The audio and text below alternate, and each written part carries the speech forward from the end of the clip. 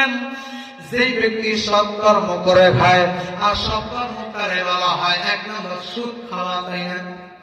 তা না, ঘুষ খাওয়া, তাই না? তাও না।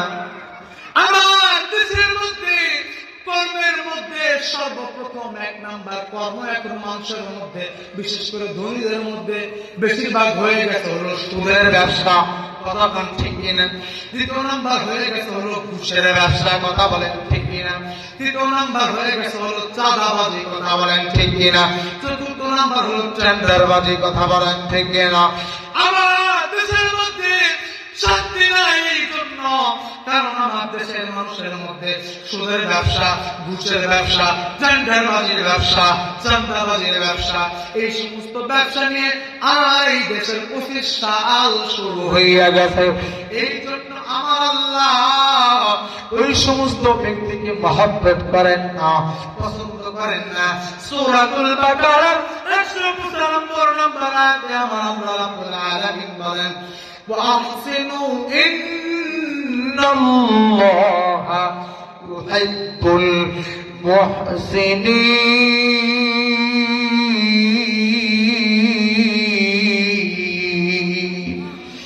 নিশ্চয়ই আমি আল্লাহ 4 নম্বরে আমি আল্লাহ সেই ব্যক্তিকে মহব্বত করি, নিশ্চয়ই সেই ব্যক্তিকে আমি আল্লাহ পছন্দ করি যে ব্যক্তি সৎ কর্ম করে খায়।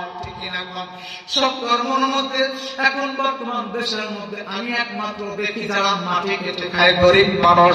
দ্বিতীয় নাম্বার আমি দেখি যারা রিক্সা চলাইয়া খায়, যারা ভ্যান চলাইয়া উপার্জন করে, তারাই হলো সব কাজের মধ্যে আছে। কথা বলেন ঠিক কিনা? গ্রাম অঞ্চলের মধ্যে যারা এই সমস্ত গরিব মানুষ, তারাই হলো সব কাজের মধ্যে। আর যারা একটু ধনী লেভেলের, একটু মধ্যম টাইপের, যারা ধনী লেভেলের আছে, এই সমস্ত মুনাফিকের কারণ হলো সুদ খাওয়া, এই সমস্ত মুনাফিকের কারণ হলো টেন্ডারবাজি করা, এই সমস্ত মুনাফিকের কারণ হইল এই দেশের মধ্যে চাঁদাবাজি করিয়া ফিতনা ডেকে আনা, এই দেশের মধ্যে বড় বড় বড় বড় বড় বড় লিডারের রূপ নিয়ে মানুষের মধ্যে, অন্তরের মধ্যে ঘায়েল করার চেষ্টা করা। এই জন্যই আমার দেশে আজকে শান্তি নাই, এই জন্য আমার দেশের আমার আল্লাহর প্রতি আমাদের প্রতি মহব্বত নাই। এক নাম্বার কারণ আমার দেশের মধ্যে আদর্শওয়ালা মানুষ এই দেশে নাই। দেখি বলো আলোচনা সমালোচনা। আচ্ছা বলেন তো দেখি, মনে করেন আমাকে নিয়ে সমালোচনা করার কি তেমন কিছু আছে? আমি এই গ্রামেরই সন্তান।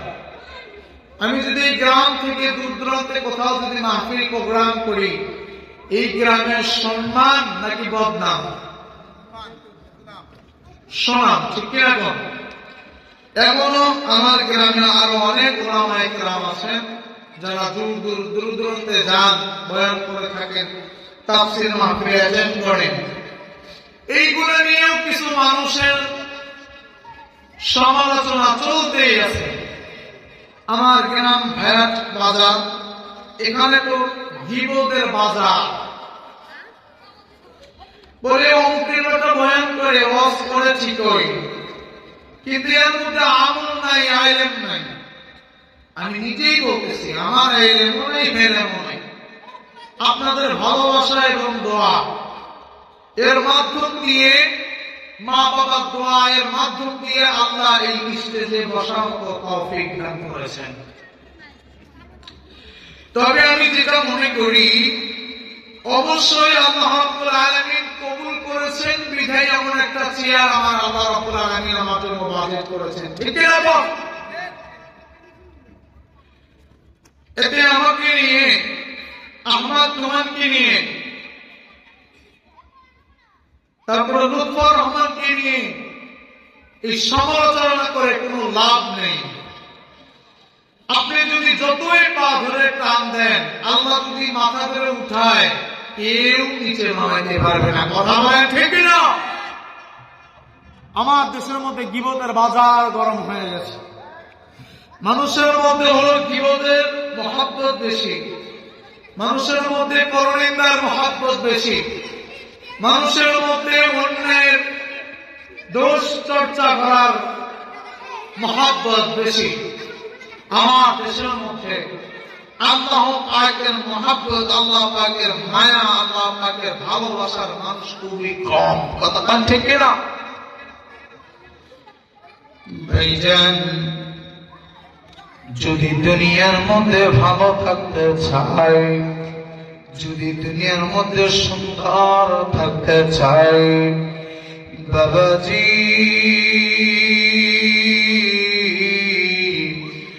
এই দুনিয়ার মধ্যে আমাদের একটা জিনিস দরকার, আমার আল্লাহ রাব্বুল আলামিনের মহব্বত এবং পছন্দ দরকার। আমার আল্লাহ রাব্বুল আলামিনের পছন্দ কেমন?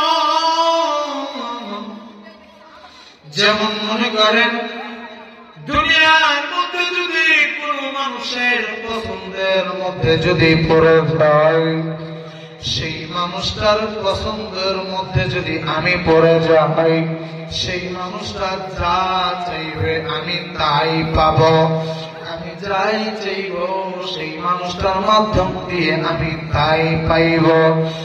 যেমন সত্য একটা উদাহরণ দিয়ে বুঝাইতে চাই, আমার পৃথিবীর মধ্যে দেশের মধ্যে বড় একজন আল্লাহ বড় একজন আল্লাহর বলি বুজুর্গ বাদশা ছিলেন। এই বুজুর্গ বাদশা একদিন পুরো দুনিয়ার মধ্যে এই বাদশা আলোচনা করে দিলেন, শোনো তোমরা অনেকদিন হইল আমার মহব্বতের মধ্যে আছো, অতএব শোনো যদি আজকের জন্য তোমাদের মধ্যে আমি বাদশা আমি ছেড়ে দিলাম আমার রাজদরবারের মধ্যে, যে যেটা ধরবা আমি বাদশা তোমার জন্য সেইটাই বাজেট করব। একজন দিনদার বাদশা চিন্তা করতেছেন যে আজকে আমি তোমাদের সবার মধ্যে বন্টন করতে চাই, তোমরা আমার পুরো রাজদরবারের মধ্যে যেইটাই ধরবা আমি বাদশা তোমার জন্য সেইটাই বরাদ্দ করব। চিল্লায়া বলেন সুবহানাল্লাহ। তো প্রত্যেকটা মানুষ কেউ বাদশার কাছে সোনা দানা চাইছে, কেউ বড় দামি গহনা চাইছে, কেউ মন্ত্রিত্ব চাইছে, কেউ মেম্বারত্ব চাইছে, সবাই দামি দামি অনেক কিছু চেয়েছে। তো ইতি মুহূর্তে একজন ছোট প্রজা, গরিব একজন প্রজা বাদশার মাথার উপরে হাত রেখে বসে আছে। সুবহানাল্লাহ কইবেন না? বাদশা বলতেছে যে তোমরা সবাই সবকিছু নিল আর তুমি আমার মাথার উপরে হাত দিয়ে বসে আছো কেন, বলো তো ব্যাপারটা কি?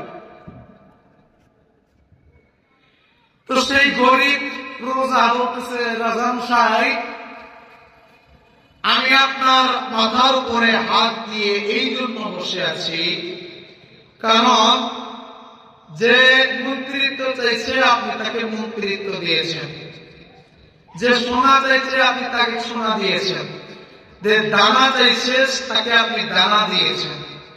তবে এইগুলোর মধ্যে শান্তি নেই, যে কোনো মাধ্যম দিয়ে যে কোনো সময়ে আপনি তার থেকে কেড়ে নিতে পারেন।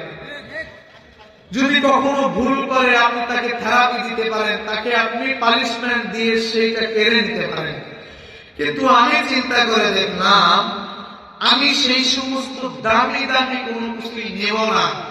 আমি চিন্তা করলাম এই সমস্ত জিনিসের মালিক যে, আমি তার মাথার হাতটা, আমি তার মাথার উপর হাত রাখলাম, তাকে যদি পাই সব কিছুই আমার। সুবহানাল্লাহ কয় না?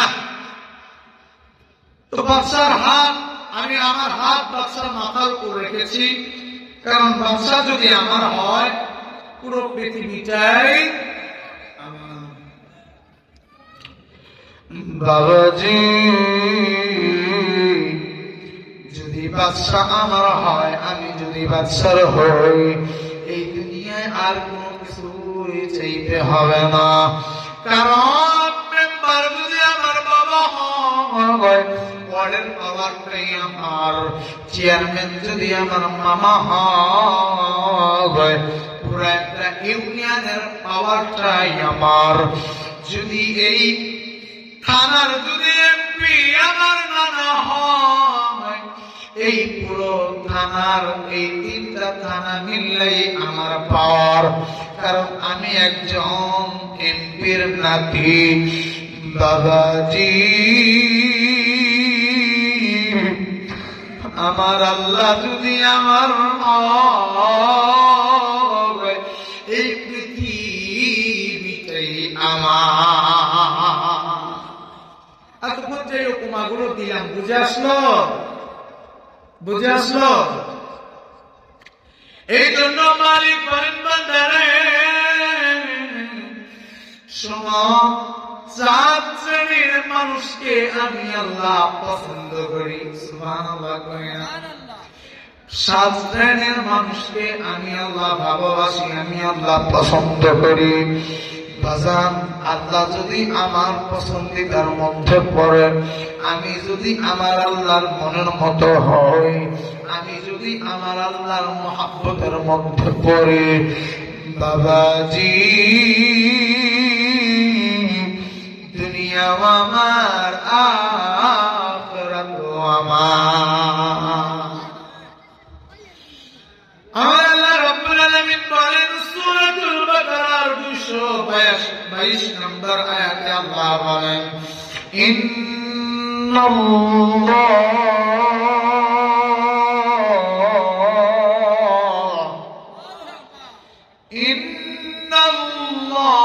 ইউহিব্বুত তাওয়াবিন ওয়া ইউহিব্বুল মুতাতাহহিরিন।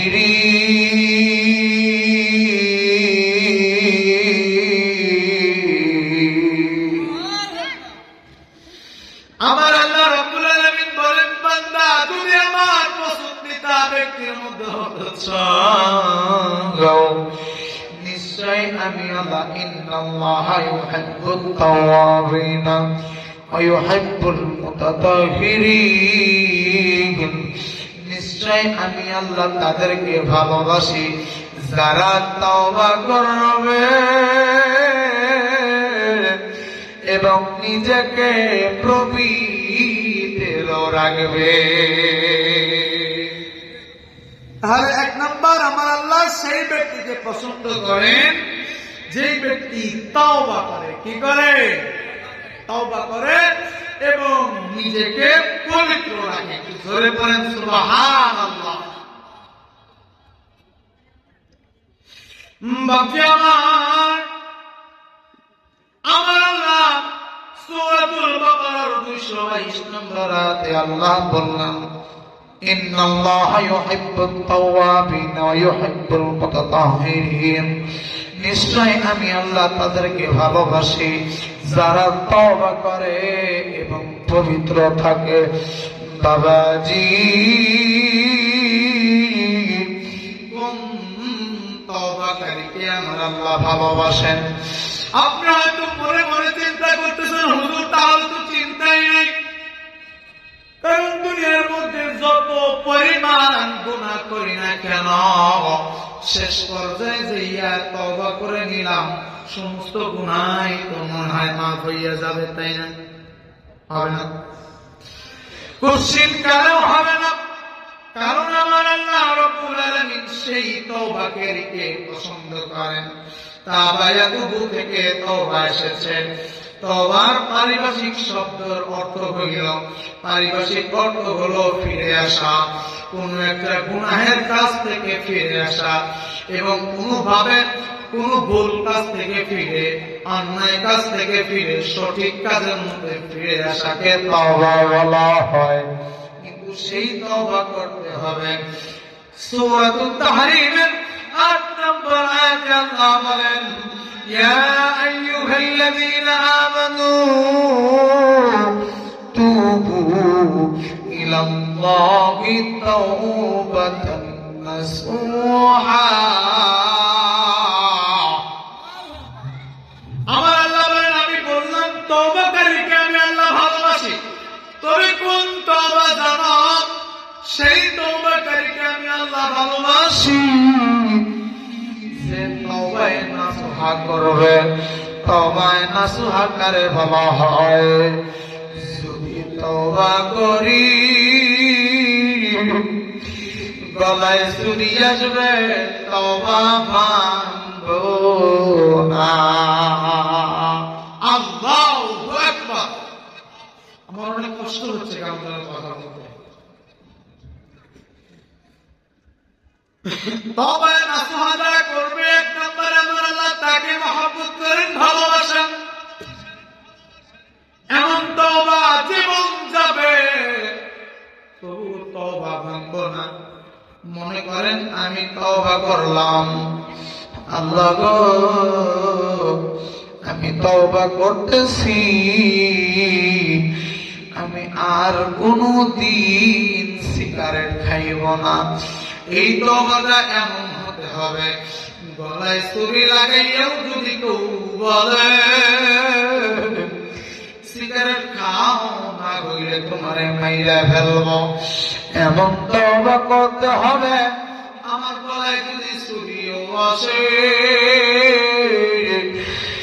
জীবন দিয়া হইলেও এই তওবা আমি ঠিকই রাখবো। গলায় ছুরি আসলেও এই তওবা ভাঙবো না। এই তওবাকারীকেই আমার আল্লাহ পছন্দ করে। সুবহানাল্লাহ। বুঝতেছেন কি আমার কথাগুলো? দ্বিতীয় নাম্বার, আমার আল্লাহ সেই ব্যক্তিকে ভালোবাসেন যারা পবিত্র থাকে। যারা কি থাকে? পবিত্র থাকে। সমস্ত গুনাহের কাছ থেকে পবিত্র থাকে। যে সমস্ত পবিত্র থাকা দরকার, যে সমস্ত জায়গা থেকে পবিত্র থাকা দরকার, যেমন পেশাব এবং নাপাকি এবং পায়খানার নাপাকি, এই সমস্ত নাপাকি থেকে এই পাক থাকবে এবং অন্য অন্য সমস্ত বদ্দিন কাজ থেকে পবিত্র থাকবে। আমার আল্লাহ বলেন, দ্বিতীয় নাম্বার আমি আল্লাহ সেই ব্যক্তিকেই পছন্দ করি।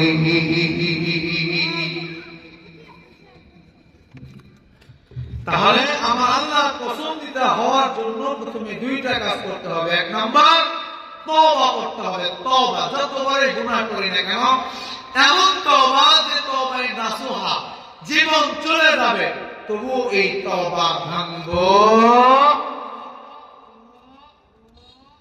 গলায় ছুরি আসলেও তওবা ভাঙবো না। দ্বিতীয় নাম্বার, সমস্ত অপবিত্র থেকে পবিত্র থাকতে হবে, নাপাকি থেকে পবিত্র থাকতে হবে। আমরা কি সমস্ত নাপাকি থেকে পবিত্র থাকতে পারি? যারা বলেন পারি? পারি না। এই জন্য আজ আমাদের মধ্যে কোন শান্তিও নাই, কোন ধরনের ভালোবাসাও আমাদের মধ্যে নাই। হানাহানি, কাটাকাটি, মারামারি এদেশে আছে না নাই? আরো যারা বলেন আছে না নাই? বাপজি আমার, এই জন্য মালিক বলেন দ্বিতীয় নম্বরে পবিত্র থাকতে হবে। যে কোনো বিষয় থেকে পবিত্র, যে কোনো গুনাহ থেকে পবিত্র। বাবাজি, পবিত্র হওয়া ছাড়া কোনদিন আল্লাহর মুহাব্বত পাওয়া যাবে না। সব কিছু থেকে পবিত্র থাকতে হবে।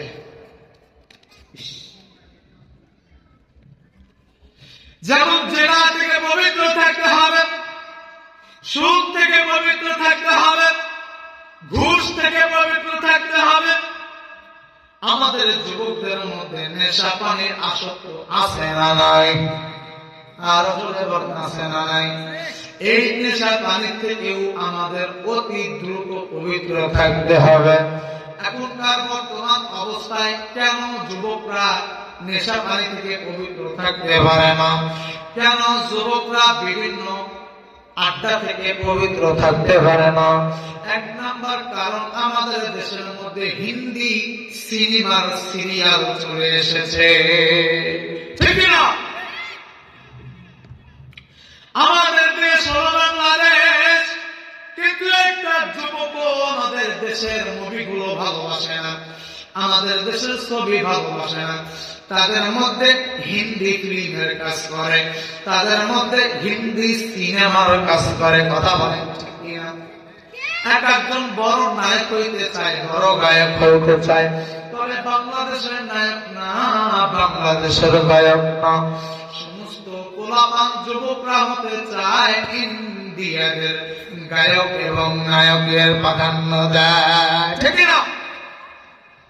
দেশের 12টা বাজাইছে রে হিন্দি ফিল্মে। ঠিক না? দেশের 12টা বাজাইছে রে হিন্দি ফিল্মে। দেশটার সাঁতারে গেল রে নানা টুকরমে।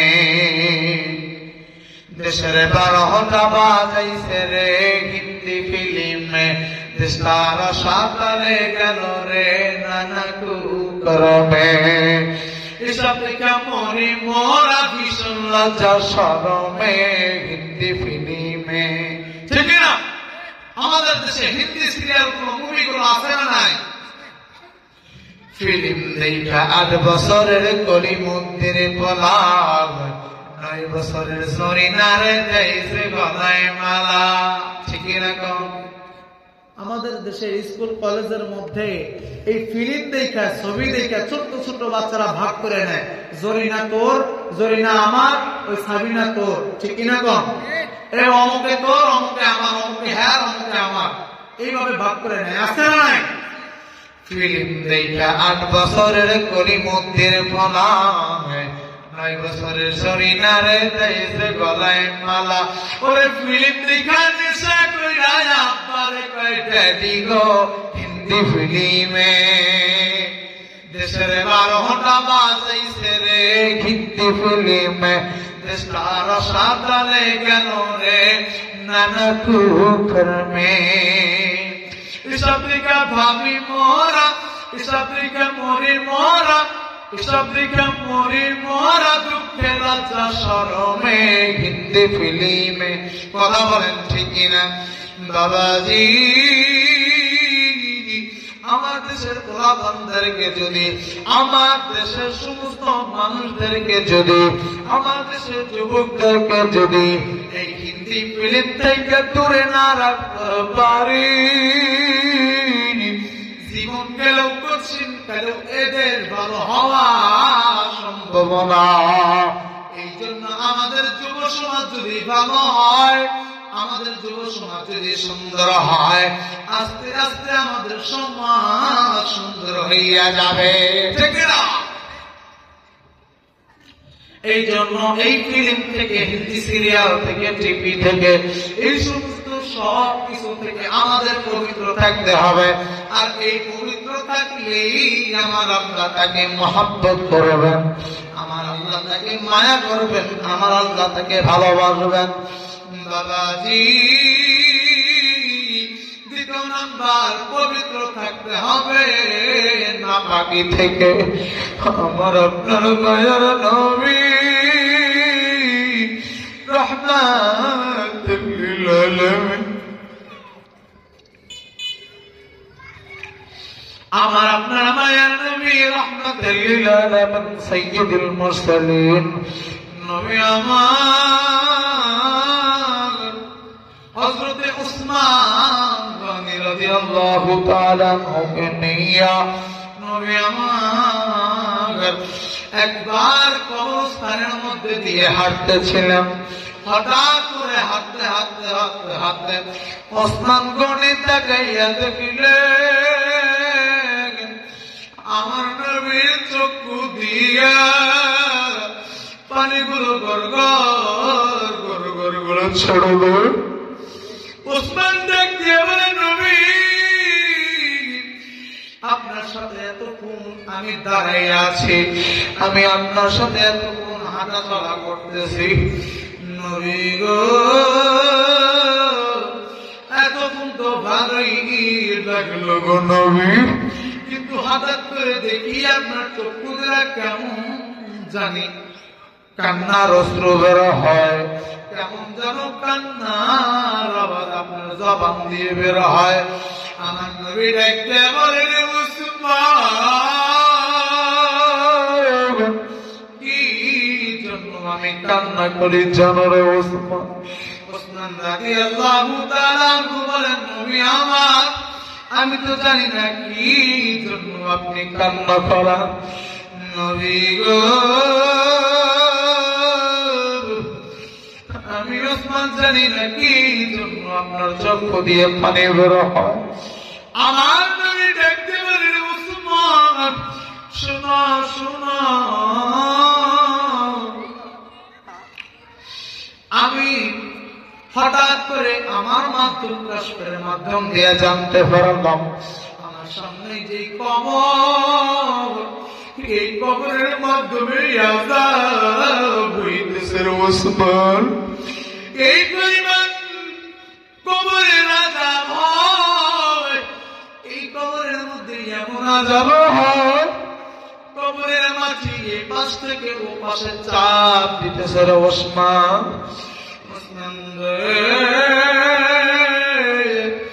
ওই বান্দার শরীরের গোশতগুলো খুলে খুলে পড়তেছে উসমান। উসমান রাদিয়াল্লাহু তাআলা দেখতে বলেন, নবী আমার, এই বান্দাটা কি জন্য এরকম ভাবে কান্না করতেছেন? এই বান্দাটা কি জন্য এই বান্দার কবরের মধ্যে আযাব দেওয়া হচ্ছে?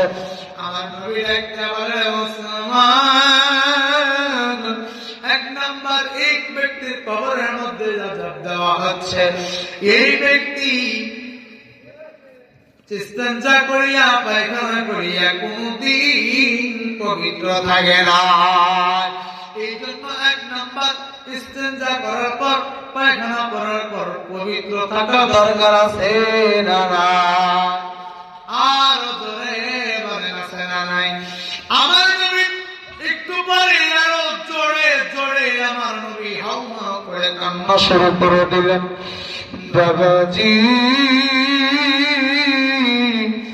আমার নবীর কান্না দেখিয়ে উসমান রাদিয়াল্লাহু তাআলা আনহু ডাক দিয়া কয়, নবী আমার, আপনি আবার কি জন্য জোরে জোরে কাঁদতেছেন?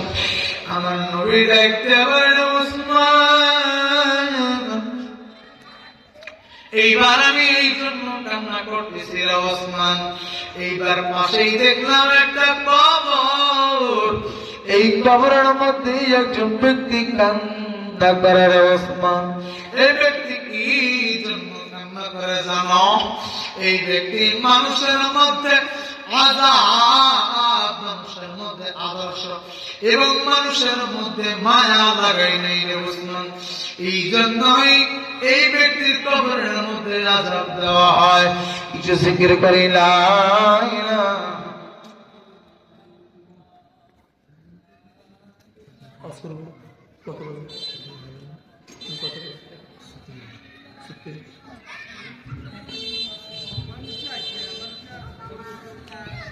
ভালো লাগছে স্পেশাল জিকির করি লা ইলাহা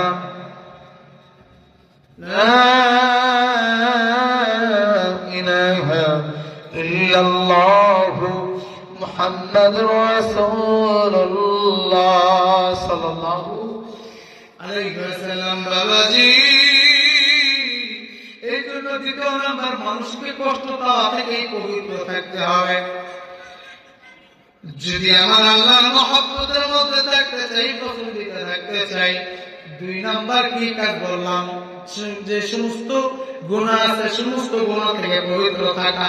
এক নাম্বার হইল তওবা করা। এই দুইটা কাজ করার দরকার আছে না নাই? করতে পারবে তো নাকি ইনশাআল্লাহ? তৃতীয় নাম্বার, আমার আল্লাহ সেই ব্যক্তিকে ভালোবাসেন, সেই ব্যক্তিকে মহব্বত করেন, সেই ব্যক্তিকে আমার আল্লাহ পছন্দ করেন, যেই ব্যক্তি মুত্তাকি এবং আল্লাহ ভীরু, যারা আল্লাহকে ভালোবাসেন এবং ভয় করে এবং আল্লাহর আদেশ নিষেধ সম্পর্কে মেনে চলে এবং গুনাহ থেকে বেঁচে চলে, তাদেরকেই মুত্তাকি বলা হয়। আমার আল্লাহ তৃতীয় নাম্বার মুত্তাকিদের আমার আল্লাহ ভালোবাসে। তৃতীয় নাম্বার মহব্বত কাকে করেন? মুত্তাকিদেরকে ভালোবাসেন। আমার আল্লাহ রাব্বুল আলামিন সূরাতুল আল ইমরানের ৭৭ নম্বর আয়াতে আল্লাহ বলেন, ফাইন্নাল্লাহা ইউহিব্বুল মুত্তাকিন।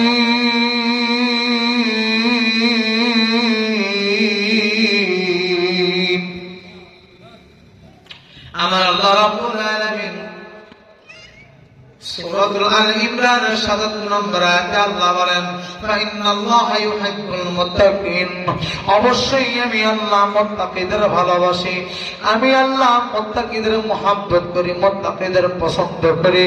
কারণ মুত্তাকি যারা তারা সর্বক্ষণ গুনার কাজ থেকে দূরে থাকে। তারা কখনো কোনো সময় গুনার কাজ করবে না। তারা কখনোই কোনো সময় অন্যজনকে কষ্ট দেবে না। এই জন্য আমার আল্লাহ তৃতীয় নাম্বার পছন্দ করেন, মহব্বত করেন, ভালোবাসেন যারা মুত্তাকি হইবে। এই জন্য তৃতীয় নাম্বার গুণের মধ্যে বান্দার মুত্তাকি হওয়ার দরকার আছে না নাই? আর জোরে বলেন আছে না নাই? বাপজি আমার চতুর্থ নম্বর আয়াতে আমার আল্লাহ রাব্বুল আলামিন সেই ব্যক্তিকেই ভালোবাসেন। চতুর্থ নম্বর আমার আল্লাহ সেই ব্যক্তিকেই ভালোবাসেন যারা সর্বক্ষণ সৎ কর্ম করে খায়। কি করে খায়? চতুর্থ নম্বর আমার আল্লাহ সেই ব্যক্তিকে মহব্বত করেন যেই ব্যক্তি সৎ কর্ম করে খায়। আর সৎ কর্ম কারে বলা হয়? এক নম্বর সুদ খাওয়া, তাই না? তা না। ঘুষ খাওয়া, তাই না? তাও না। আমার দেশের মধ্যে কর্মের মধ্যে সর্বপ্রথম এক নাম্বার কর্ম এখন মানুষের মধ্যে, বিশেষ করে ধনীদের মধ্যে বেশিরভাগ হয়ে গেছে হলো সুদের ব্যবসা। কথা বলেন ঠিক কিনা? দ্বিতীয় নাম্বার হয়ে গেছে হলো ঘুষের ব্যবসা। কথা বলেন ঠিক কিনা? তৃতীয় নাম্বার হয়ে গেছে হলো চাঁদাবাজি। কথা বলেন ঠিক কিনা? চতুর্থ নাম্বার হলো টেন্ডারবাজি। কথা বলেন ঠিক কিনা? আমার দেশের মধ্যে শান্তি নাই এই জন্য, কারণ আমার দেশের মানুষের মধ্যে সুদের ব্যবসা, ঘুষের ব্যবসা, টেন্ডারবাজির ব্যবসা, চাঁদাবাজির ব্যবসা, এই সমস্ত ব্যবসা নিয়ে আর এই দেশের 25 সাল শুরু হইয়া গেছে। এই জন্য আমার আল্লাহ ওই সমস্ত ব্যক্তিকে মহব্বত করেন না, পছন্দ করেন না।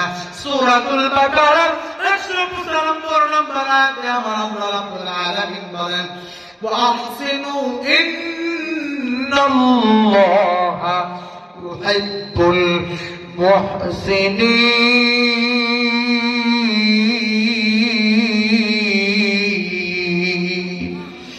নিশ্চয়ই আমি আল্লাহ 4 নম্বরে আমি আল্লাহ সেই ব্যক্তিকে মহব্বত করি, নিশ্চয়ই সেই ব্যক্তিকে আমি আল্লাহ পছন্দ করি যে ব্যক্তি সৎ কর্ম করে খায়। সব কর্মের মধ্যে এখন বর্তমান দেশের মধ্যে আমি একমাত্র দেখি যারা মাটি কেটে খায়, গরিব মানুষ। দ্বিতীয় নাম্বার আমি দেখি যারা রিক্সা চলাইয়া খায়, যারা ভ্যান চলাইয়া উপার্জন করে, তারাই হলো সব কাজের মধ্যে আছে। কথা বলেন ঠিক কিনা? গ্রাম অঞ্চলের মধ্যে যারা এই সমস্ত গরিব মানুষ, তারাই হলো সব কাজের মধ্যে। আর যারা একটু ধনী লেভেলের, একটু মধ্যম টাইপের, যারা ধনী লেভেলের আছে, এই সমস্ত মুনাফিকের কারণ হলো সুদ খাওয়া, এই সমস্ত মুনাফিকের কারণ হলো টেন্ডারবাজি করা, এই সমস্ত মুনাফিকের কারণ হইল এই দেশের মধ্যে চাঁদাবাজি করিয়া ফিতনা ডেকে আনা, এই দেশের মধ্যে বড় বড় বড় বড় বড় বড় লিডারের রূপ নিয়ে মানুষের মধ্যে, অন্তরের মধ্যে ঘায়েল করার চেষ্টা করা। এই জন্যই আমার দেশে আজকে শান্তি নাই। এই জন্য আমার দেশের, আমার আল্লাহর প্রতি, আমাদের প্রতি মহব্বত নাই। এক নাম্বার কারণ আমার দেশের মধ্যে আদর্শওয়ালা মানুষ এই দেশে নাই। ঠিক তো?